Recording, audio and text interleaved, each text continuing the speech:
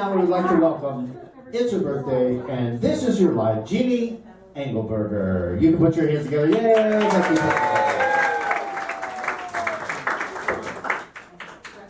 Jeanne was born a poor Portuguese child in the Rocky Ridge, Maryland area. No, that's not true. She was. Everybody knows her by her name, Jeanne, but her real name is Betty Boop. And you just love that name so much. Well, it was on my birth certificate. Why don't you like that? She doesn't like the name. Why don't you like that name? Well, my parents started calling me Jeanne, so Really? that's what I am. That's because there were 7 kids running around. My mom used to, we had 9 kids. And they were like, John, Joe, number 6, get your butt over. Yeah, you're lucky you didn't get a number. You're lucky this birthday is not for number 6. What number are you? I am not number 6. What number are you in the lineup? Number 3. Number 3, right in the middle, you're well adjusted, is what the psychologists would say. As your brother looks hauntingly at me. No, she's not, dude. You totally got the wrong girl. I used to tell my brother Bob that you better hurry up and get in those 60s. There's so much fun waiting for you. And now I'm going to tell him, you better hurry up and get in the 70s. There's so much more fun waiting for you. There's early bird specials, discounts on everything, AARP, AAA. You can just tag that thing and you go. All right, so this young lady was born on a farm in Rocky Ridge, Maryland. It sounds like a Norman Rockwell picture. And she was one of 7 children. Count them, ladies. 7, all from the same woman. Natural childbirth on the farm. That's how they did it. Now, her father says that the children were basically every 2 years apart, but her mother claimed that they were every 9 months and 15 minutes. Is when they said every 9 months and 15 every 9 months. How far apart are the children? Basically. The average is like 18 months to 2 years. Yeah, that sounds. 9 months. They didn't mess around. 2 years. They didn't mess around. Yeah. Your dad would chase her around for 3 months, catch her, bam. Her father. There's a farm. That's what we do there in Maryland. Her father thought that the more children you have, the easier it would be to put workers on the farm. He did not like the Mexican workers. He wanted his own children to work the farm. Good for him. Every Saturday night, all the children and mom would go to the local general store because it was payday. Quit looking at Carl that way. I'll be looking at him. It was payday, and guess what they got for payday for 85 hours of back-breaking work from 4 a.m. until sundown, sometimes longer. For an entire week's work, they got a soda pop. That's pretty much true. Yeah, a soda pop. Now, Carl has purchased an entire case of soda for you tonight. Yeah. He's expecting big things. All right. He knows. So am I.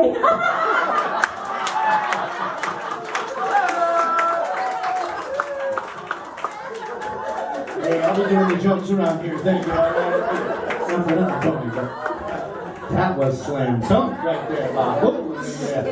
Fair high five. That was awesome. Did you see the look on her face? Did somebody capture that, please? That was great. All right. When Jeanne grew up, her job on the farm was actually mainly, mostly, sometimes, but not always, working in the house, not so much in the barn. And she would help her mother a lot with the cooking. True or false? That is true. Okay. Her mother liked to paint the kitchen floor. When the kitchen floor got dirty, instead of cleaning it or scrubbing it, her mother would paint it, which is why they had to move, because the kitchen floor now was like 3 feet between the ceiling and the floor. They painted it a lot. It's a farm, it gets dirty. She painted it a lot.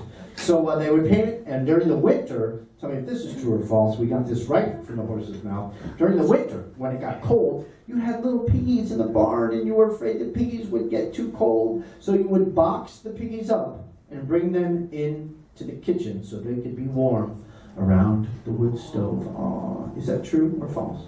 True. In those days, it was not considered abnormal, but today, if you did that, you would be featured as episode 17 on Hoarders, because that's what they would do. They say, pigs in the kitchen? Seriously? We're going all reality TV. Jeanne went to high school and elementary school in Emmitsburg, Maryland, I'm guessing, correct? That's correct. Yes. And she said, well, our sources, who will remain nameless, which was about 5 miles from her house. Now, it says that you loved playing field hockey and basketball. Is that true? You played basketball as a youngster? Yes. Because these girls who met you in the villages said you did not know one dang thing about basketball. And I was like, that's the rim, that's the ball. Really? Seriously? You have to bounce it? So, a little known facts about our friend right here. She actually played for 18 years before she... Really? Because they say she didn't know jack squat about it when she got over here. Well, she's everything. She held some offices in high school. Like what? What kind of offices did you hold? President of... I was a student council, secretary of the Glee Club, class secretary. Ever president of the student body? I was president of student council, the student body. No. Did you put on the prom? Did I what? Put on the prom? We did that in, I guess our junior year. Yeah, juniors put on the prom. Yeah. Excellent. What else? Any other notable? Because all he has here is. Carl writes, yeah, she held some offices in high school. I'm not sure what they were. Because he was paying attention during that. And I was captain of the basketball team. Nice. Senior year. The girls on the team were like, seriously? Really? Wow. When she got out of high school, you started working as a waitress. Jeanne, Senor. Yes, sir. I just want to put one thing in. Yeah. Oh, wait, hold on. We go now to our field. Oh, gosh. The brother wants to speak. So go ahead and tell us. Jeanne's just a few years older than me. Right. But there was one thing she did in high school that was really an honor in our school, although it was relatively small. She was elected queen for the day. She was okay? Yeah. She was May Queen. And that was really neat. It just opened my mind. Everybody thought, Well, you saw those pictures of her. I mean, she's gorgeous, but those pictures when she was young, Carl was no dummy, is what you're saying, all right? So Queen for the day, why not? It was May Queen. We had crowning of the May Queen every year. We had May Day activities. So you were popular, kind of, sort of. I had a few pennies that I passed out. Yes. Just goes to show you bribery is an ancient and tried and true way They to were win. pennies. Yeah. Well, back in those days, you know, the dime store, you could get something like that. All right. So you held some offices in high school, and when you got out of high school, you started working as a waitress. Bonus points if you can remember the name of the place that you used to be a waitress. 5 seconds.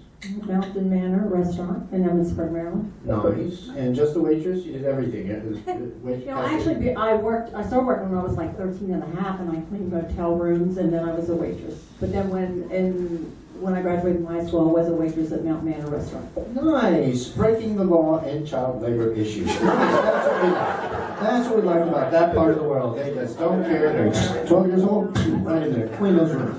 Okay. So, when did you decide to become a dental assistant? And that was the career that you chose? Yeah, When did you decide to do that? That's why I'm still doing it. Yeah. A friend of mine shared with me that the dentist in Thurmont, Maryland was looking for an assistant. They would train me on the job. And I'm like, she said, you want to look into that, Jeanne? And I'm like, no, I really don't like to go to the dentist as a patient, Right. but maybe on the other end I would be okay. And I started, loved it, so I did that. I know people in the dental field and they absolutely love it. It's so much more fun to do this than it is to receive. Better to give than to receive. So you became a dental assistant, and that has actually been your career for the rest of your natural days here. How long have you been doing it? Since you were 18? 19? I started when I was 18, almost 19. Nice. Did it for well over 25 years. And did you go to school for that? Any college? You omitted the college? Did you go I to did college? some classes at a community college, and then you had to get a certification, Yeah. so I did that. I fulfilled that. And you didn't pursue it to be a dentist because we all know education is overrated. Look what it did for any of us, seriously. Yeah, no, I love the dental system. It is, nice. And did you ever want to go, what's the hygienist? Hygienist, no. That's a lot of work. It is.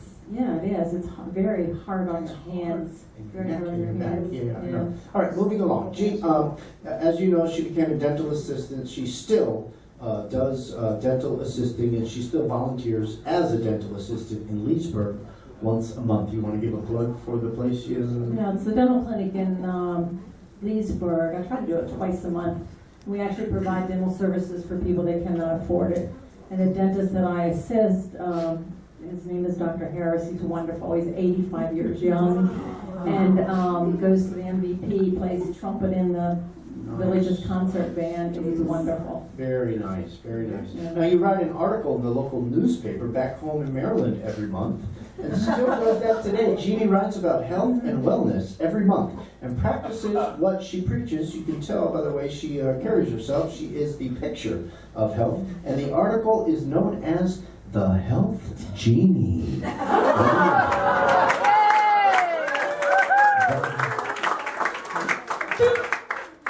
That's too much information. Isn't that the theme for my German Jeanne? The Health Jeanne. Now this is a what's called a callback, because that sounds better than Bad News Betty. Sorry about that, folks. You're gonna have high blood pressure with a little diabetes. No, the Health Jeanne sounds better. When Jeanne first met, her and Carl were at a local eatery. Let's go back to that day. You can rock and you can roll, you can just... Do you remember the year for bonus points? When did you meet? It was 1965. Oh, she remembers. No, excuse me, that's incorrect. All right. You get a do-over.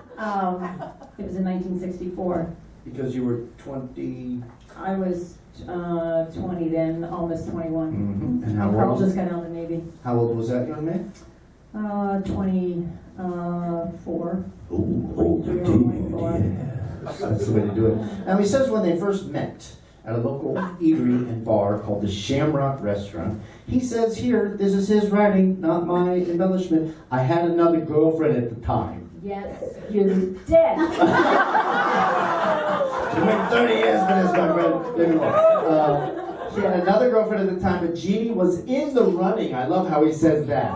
Jeanne was in the running, you know. She was number 4, moving up the charts like a bullet. Because, this is my favorite part, because my mother liked Jeanne, and my mother, there's about 20 references to my mother, wanted me to date Jeanne and not the other girl. So one night, Jeanne, the other girl pushed Jeanne into the coat rack at that location. Her name was Lola, and she was a shark, and Tony flew across the bar.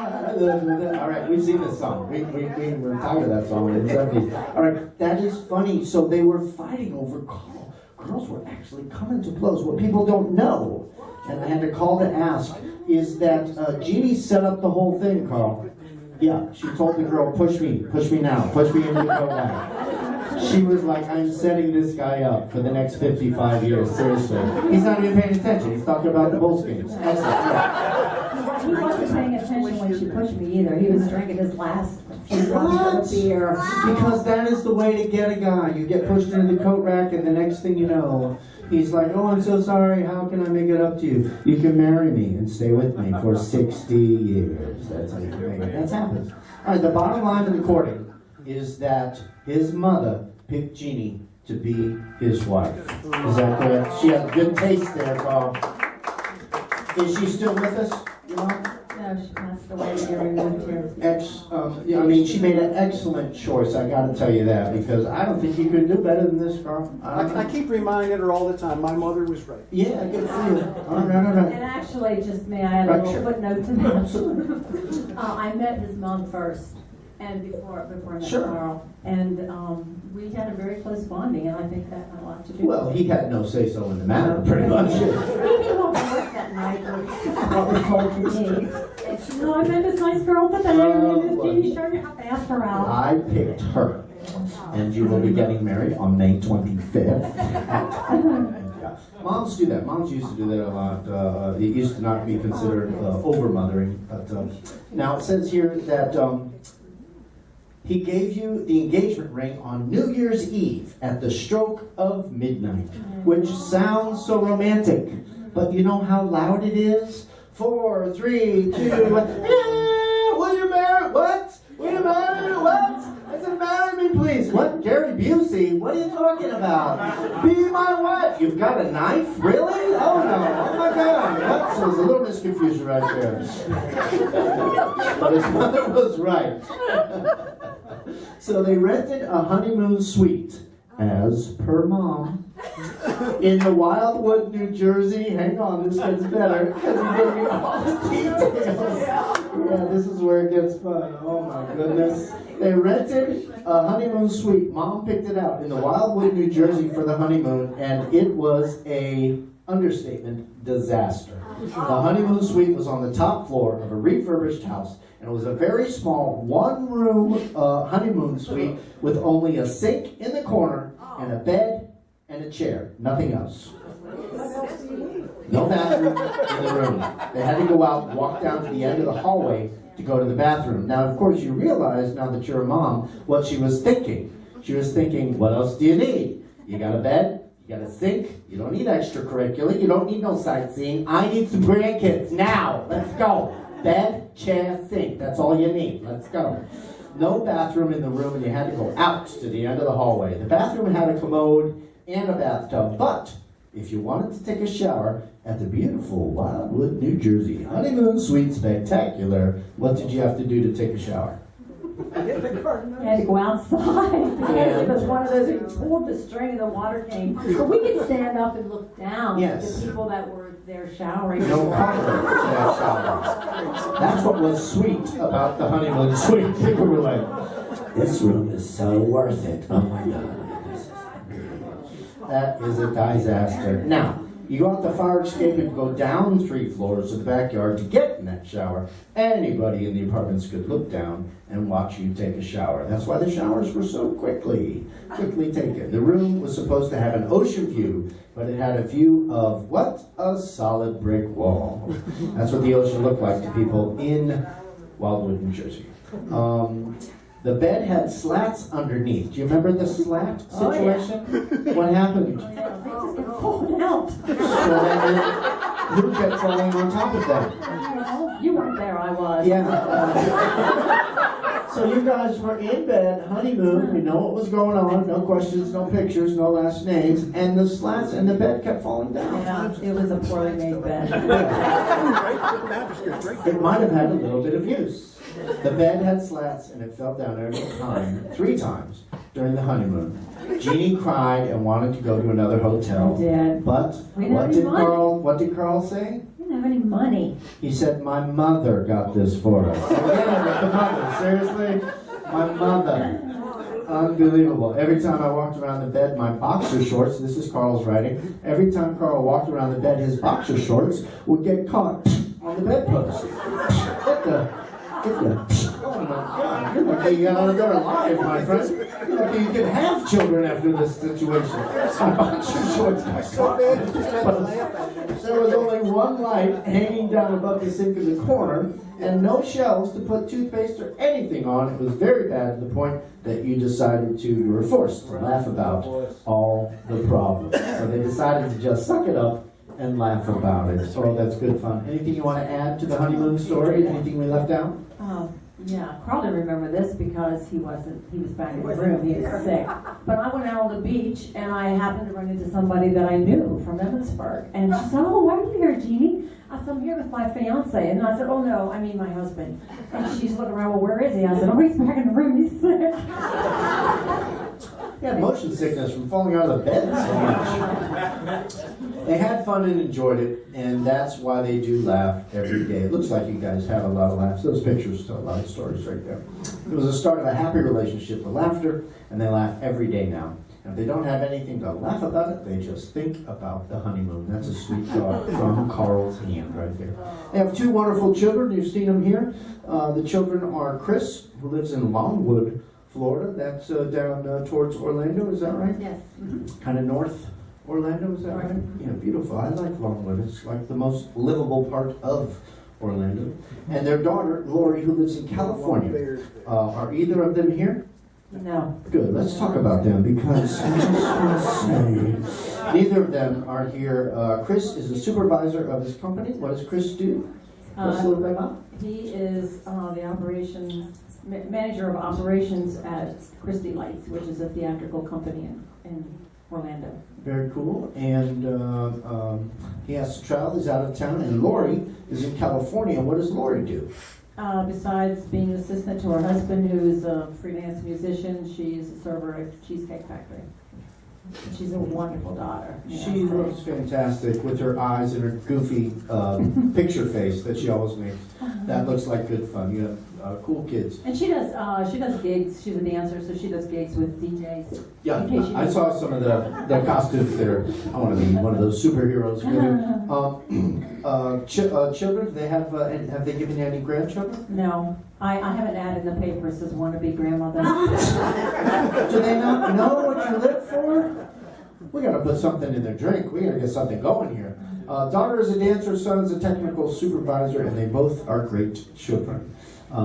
Jeanne and I, Carl and Jeanne found the Villages when they were on a cruise in 2006. We now go Phil Donahue style to the floor where we have the gentleman who's responsible for this. They were on a cruise in 2006. As you know, Carl was in law enforcement, and they met a New York City cop that was sitting at the next table, harassing them, throwing chicken bones at them. Hey, I'm from Tony. I lives in the Villages. Hey, bada bing, bada boom. He told them it was a great community, the Villages. They struck up a conversation, and he told them that it sounds like it's too good to be true. Anybody else have this experience where somebody tells you about the Villages, and they start saying, in a land far, far away, the trees are dripping with honey, and everything is beautiful, and you never grow old. You're like, what are you talking about? That just sounds ridiculous. And then you come here, and you hear the music in your head when you drive into Brownwood, or Lake Sumter Landing, or Spanish Springs. And it's like, oh. Coming out of the rocks. They found the Villages thanks to this New York City cop. He was sitting at the next table, and he told them about the great community that it was, and they said it sounds like fantasy. I don't believe you. And he was telling them so. They came to visit to see for themselves because, as you know, New York City cops will goad you into doing stuff you don't want to do. You couldn't come to the frickin' Villages if you had to. So they were like, oh yeah, whatever, yeah. So they came. And they took a 2-hour tour. They gave them a 2-hour tour. Sounds like a Gilligan's Island theme, I know. But they wanted to be at the party. These two people I would like to recognize right now. Put your hands together because they brought us these people. Put your hands together for John and Sue Ferrandino.